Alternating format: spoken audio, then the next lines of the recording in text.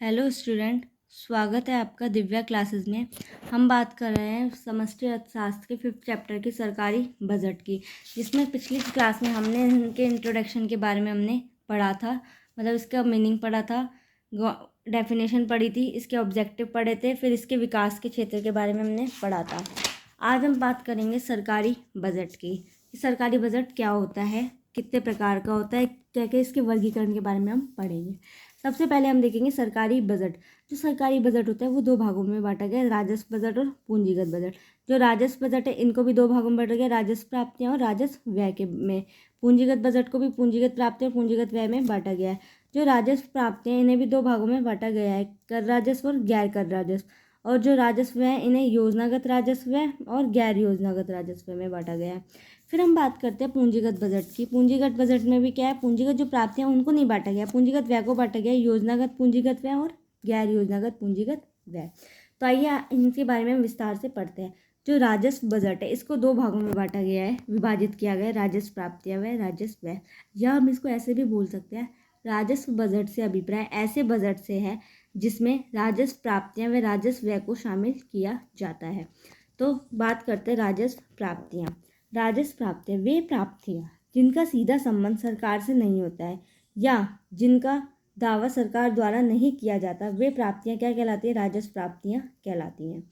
मतलब जो राजस्व प्राप्तियां, हम समझ सकते हैं कि राजस्व प्राप्तियां क्या है, जिनका संबंध क्या होता है, सरकार द्वारा, सरकार से नहीं होता है, अर्थात दावा किसके द्वारा नहीं किया जाता, सरकार के द्वारा नहीं किया जाता। इसमें कर राजस्व यानी कि कर राजस्व और गैर कर राजस्व होते हैं। जो कर राजस्व जो होंगे, कर राजस्व में कौन से आते हैं, कर मतलब इसके नाम से पता चल रहा है, टैक्स, एंटरटेनमेंट टैक्स और कौन सा है, बिक्री टैक्स यानी कि sales tax, value added tax आदि को शामिल करते हैं। जो गैर गैर कर राजस्व होते हैं उनमें क्या होता है, डाकतार, शिक्षा, ब्याज आदि को शामिल करते हैं। फिर बात करते हैं राजस्व व्यय के बारे में। राजस्व व्यय सरकारी विभागों पर होने वाला, सरकारी विभागों में सेवा पर होने वाला खर्च, ऋण पर ब्याज की अदायगी पर होने वाला व्यय क्या कहलाता है, राजस्व व्यय कहलाता है। मतलब ठीक है, राजस्व व्यय कहलाता है। इसमें मैंने बताया था 2 भागों में बांटा गया है इसको, राजस्व योजनागत राजस्व और गैर योजनागत राजस्व। जो योजनागत राजस्व होती है वो वह व्यय होंगे जिनकी क्या होती है, हम पहले से योजना बनाते हैं कि भाई हमारा पिछले जो हमारे गत वर्ष होते हैं उनके आधार पर हम इस वर्ष की क्या बना लेते हैं, योजना बना लेते हैं। वो क्या कहलाता है, राजस्व योजनागत राजस्व कहलाता है। गैर योजनागत राजस्व वह राजस्व होते हैं जिनका क्या होता है, जो सडनली मतलब जो अचानक से हमारे सामने खर्चा आ जाता है, जैसे कि कोई भी अनहोनी हो जाए या कोई रोड टूट जाए, कोई सड़क टूट जाए, तो उसका क्या होगा, ऐसे पहले से थोड़ी ना प्लानिंग कर सकते हैं। तो वो चीज़ें क्या कहलाती है, गैर योजनागत राजस्व कहलाती है। अब कोरोना आया था, जब सडनली आया था, कोई प्लानिंग थोड़ी ना थी ऐसी कि भाई ये आएगा तो हमें, तो जो भी सरकार ने अपने कोष वगैरह खोल दिए थे वो चीज़ें किस में आएगी, गैर योजनागत व्यय राजस्व व्यय में आएगी। अब बात करते हैं हम पूंजीगत बजट की। पूंजीगत बजट ऐसा बजट है जिसमें पूंजीगत प्राप्तियां और पूंजीगत व्यय को शामिल करते हैं।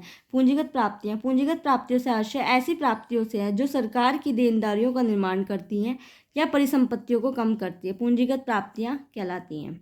मतलब जैसे निवेश से होने वाली प्राप्तियां, मतलब पूंजीगत प्राप्तियां क्या होती हैं, ऐसी प्राप्तियां जो सरकार की देनदारियों का निर्माण करती हैं, मतलब सरकार के क्या डेटर्स तो बढ़ा देंगी और उनके एसेट्स क्या कर देंगी, कम कर देंगी। तो वो प्राप्तियां क्या कहलाती हैं, पूंजीगत प्राप्तियां कहलाती हैं। जैसे निवेश से होने वाली प्राप्तियां, मतलब income receive from investment. Okay, फिर आता है पूंजीगत व्यय। पूंजीगत व्यय ऐसे व्यय जो सरकार द्वारा किए जाते हैं, जो सरकारी खर्चों का हिस्सा है, क्या कहलाते हैं, पूंजीगत व्यय कहलाते हैं।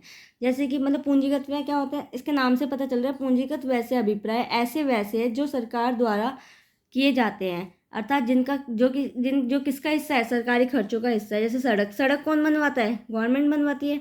अच्छा, राजमार्ग, रेल मार्ग, स्कूल, जो गवर्नमेंट स्कूल होते हैं वो किसके द्वारा बनाए जाते हैं, निर्माण, हॉस्पिटल जो गवर्नमेंट होंगे वो किसके द्वारा बनाए जाएंगे, किसके द्वारा, गवर्नमेंट के द्वारा। तो ये किसका हिस्सा हो गया, गवर्नमेंट का, इसलिए ये क्या कहलाते हैं, पूंजीगत व्यय कहलाते हैं। तो पूंजीगत व्यय होते हैं वही योजनागत पूंजीगत व्यय और गैर योजनागत पूंजीगत व्यय।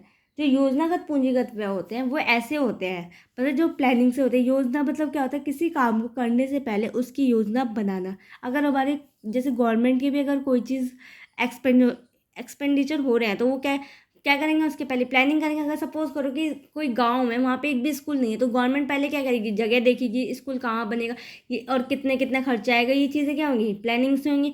और जो गैर योजना पूंजीगत व्यय होते हैं कि भाई किसी कोई स्कूल है जो वो क्या हो गया, किसी मतलब भूकंप से या कोई प्राकृतिक आपदा से वो टूट गया या हो गया तो उसकी मरम्मत, वो सडनली वो गैर पूंजीगत व्यय, वो गैर योजनागत पूंजीगत व्यय के अंतर्गत शामिल होगा। तो आज हमने क्या क्या पढ़ा है, सरकारी बजट पढ़ा है। सरकारी बजट में दो बजट पढ़े हैं, राजस्व बजट और पूंजी बजट। राजस्व बजट में प्राप्तियां व्यय पढ़े थे, कर राजस्व, गैर कर राजस्व, योजनागत, गैर योजनागत राजस्व व्यय पढ़े थे। ऐसे पूंजीगत व्यय में पढ़े थे, पूंजीगत बजट पढ़ा था, पूंजीगत प्राप्तियां पढ़ी थी।